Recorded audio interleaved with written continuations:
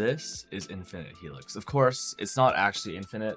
These helixes only last for about 74 seconds, and when your helixes last for 74 seconds and they can hit once every 0.3 seconds, that means each helix has the potential to hit 246 times. Of course, that will never actually happen unless you're magnificent at maneuvering monsters, but you get a lot of hits, probably in the range of 40 to 50 hits on single target. As soon as the Lake of Kalandra got released, this is an idea that pretty much emerged right away. When I saw Captain Lance's video about rolling magma, the first thing I thought was, man, this guy's pretty smart. And the second thing I thought is, a real smart person knows that the right answer is always Spectral Helix. Now, Grinding Gears also announced buffs to Lake of Kalandra in the upcoming patch, where the reflection of Kalandra should be more common to encounter. In other words, making the amulet will be much easier, and it's already quite easy to make the amulet, and this is how you do it. Basically, you take a simplex amulet base, use 4 accelerating catalysts to jump up the qualities to 20 for speed modifiers. Then I use Veiled Chaos, and there's a couple options after Veiled Chaosing. Basically, you just want to hit the Veiled mod of increased projectile speed and increased projectile damage. You can look for other affixes depending on what you're going for. I know Lightning Res is a popular one because looking for reduced Lightning Res means that you could kind of double dip the amulet with the Doriana's prototype Spectral Helix build. And then you run your Lake of Kalandra, throw it into the mirror, and you grab the one that has reduced projectile speed. And there will always be at least one of the amulets with reduced projectile speed, because the other amulet will have increased projectile speed. There's a lot of variance at this point in terms of what tier of projectile speed you're hitting. I've seen rolls go as high as minus 82. But my current amulet is minus 69, and that gets me to 94% reduced projectile speed on my current setup, which is within the range.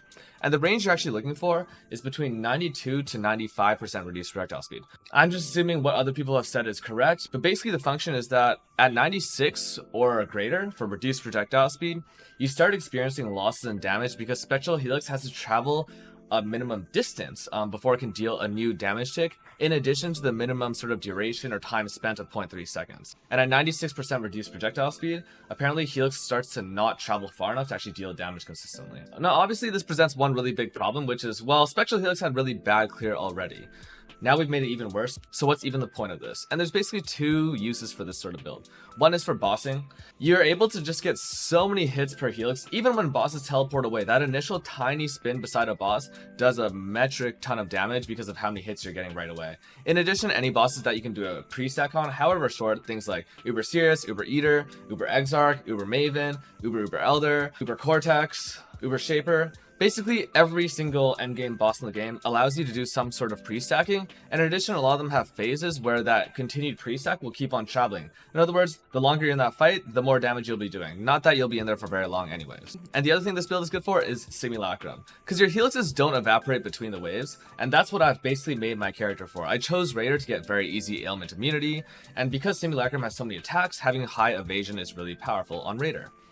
It's also just really easy to gear. I have 100% suppression off the tree, but it's frankly not something I think it's worth making a build guide for. Because this is a video not about a build, but it's just about a single rare amulet. This amulet can be put onto anything that's Helix related. 2-hand Impale, deck stacking, in-stacking, Ice Bite Shaco Frenzy Stacker, 1-hand Sword Impale, Generic Claw, Chaos Crit, Poison Helix. All of these work really, really well. And honestly, you can just take another amulet and throw that on if you want to map. Frankly, Helix already does way too much damage, but this is one way where you can get your damage from, say, something like 3 million into about the 30 million range. It's finally something that this leak has brought us that's really, really interesting, and I really hope this doesn't get mid-leak nerfed. So basically, I think right now is just a great time to log in and start playing with the mirror.